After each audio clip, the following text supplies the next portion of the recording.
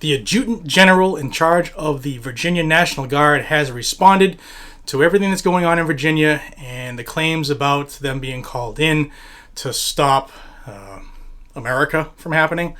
You're going to want to watch this episode of the next Guns and Gadgets, especially if you're going down to Virginia, because this would be pertinent for you.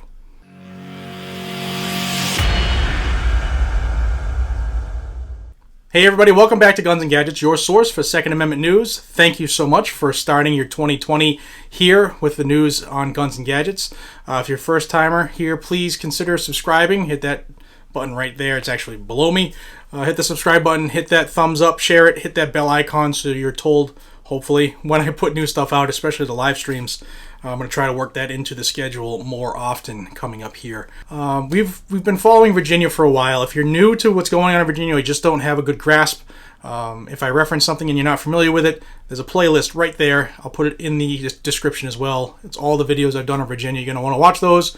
They're set up in reverse chronological, so start from the bottom, and it'll get you up to date with what's going on.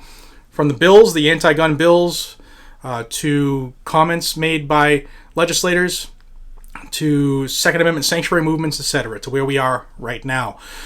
So we are literally days from the 2020 lobby day that is being run by the VCDL, which is the Virginia Citizens Defense League. Mr. Phil Van Cleve is the president.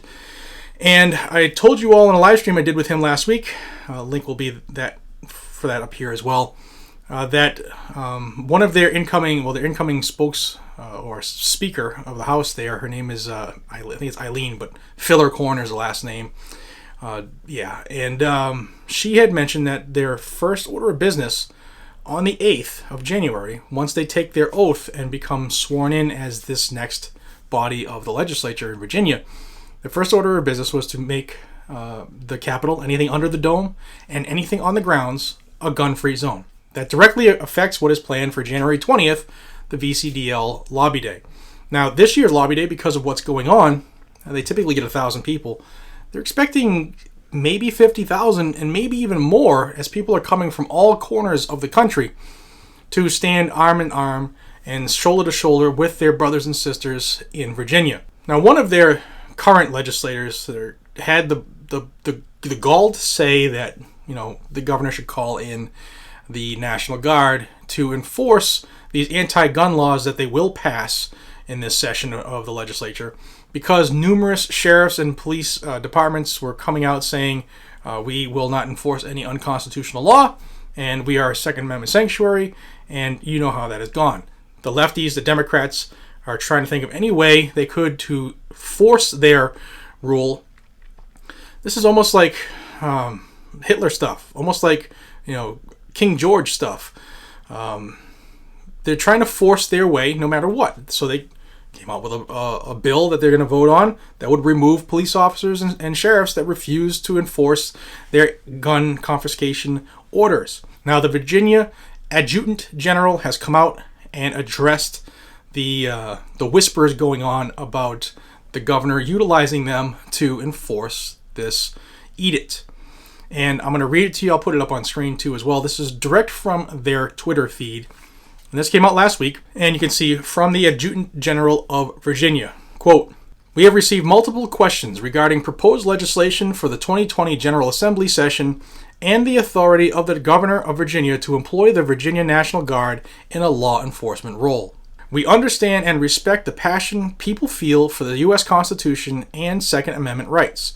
We will not speculate about the possible use of the Virginia National Guard. I encourage everyone to be patient while we allow our elected officials to work through the legislative process. We have not received any requests from the governor or anyone on his staff about serving in a law enforcement role related to any proposed legislation. I expect our soldiers, airmen, and members of the Virginia Defense Force to be professional and respectful in their discussions about this subject.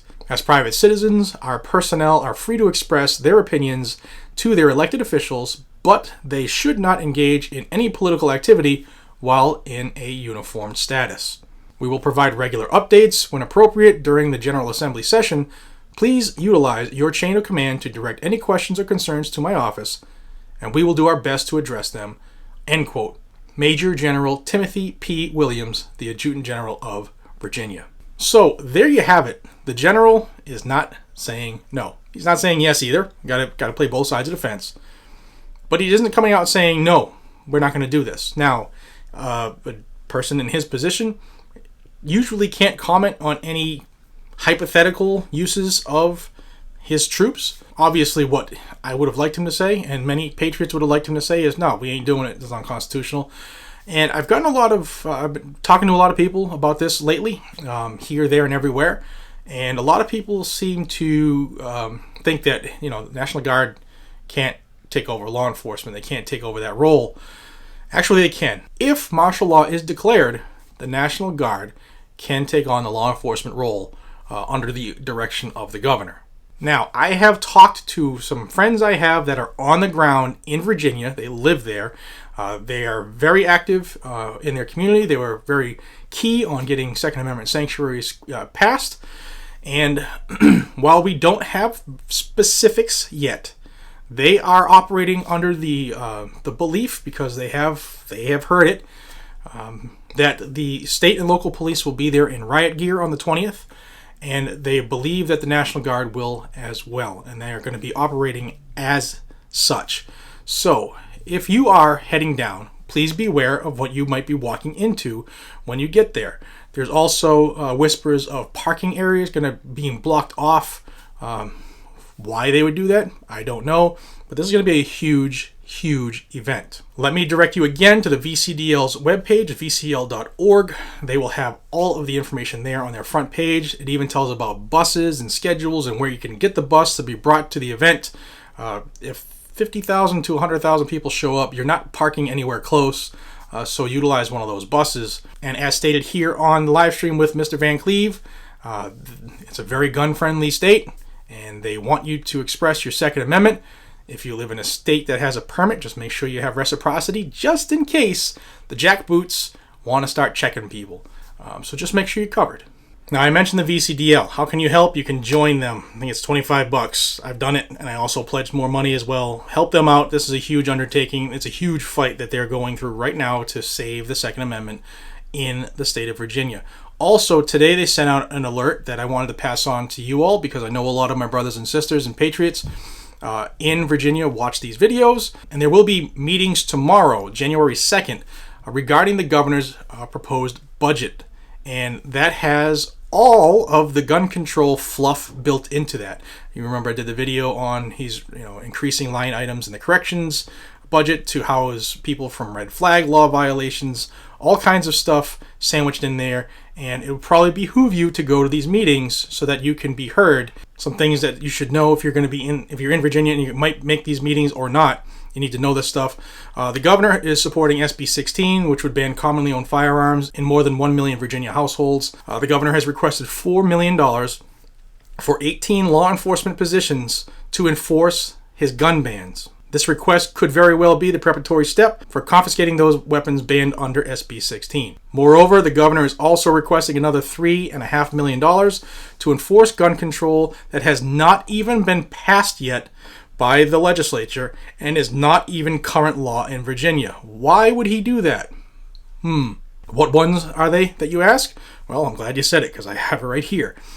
Universal background checks, 1 gun a month limitation, and the red flag confiscation order. He's already budgeting that into the budget, asking for more money when those laws haven't even been heard. Never mind passed. They haven't even gone to each chamber, the Senate or the House. This guy is counting his eggs before they hatch, but as long as they vote down party lines, he's got it. Lock, stock, and barrel. Also, the VCDL has a list of questions if you are going to go and you will speak, some to ask, and you can get those right from their website. If you can't, if it's not on the website, you can email VCDL and they'll send you this alert. A lot to take in there. There's a lot going on in Virginia, and if you want to stay on top of it, this is the place to be. Join Guns and Gadgets, subscribe to this growing freedom family, and help us notify all of our brothers and sisters in arms. Help us keep the patriots informed, because ultimately we're the ones who are going to save the Constitution. And you can help by sharing this video and subscribing to the channel. Thank you so much for your time. I hope that 2020 is going to be happy and prosperous for you. Don't forget to check back here regularly. And until we see each other again, be safe, stay vigilant, and carry your weapon. Have a great evening, everybody.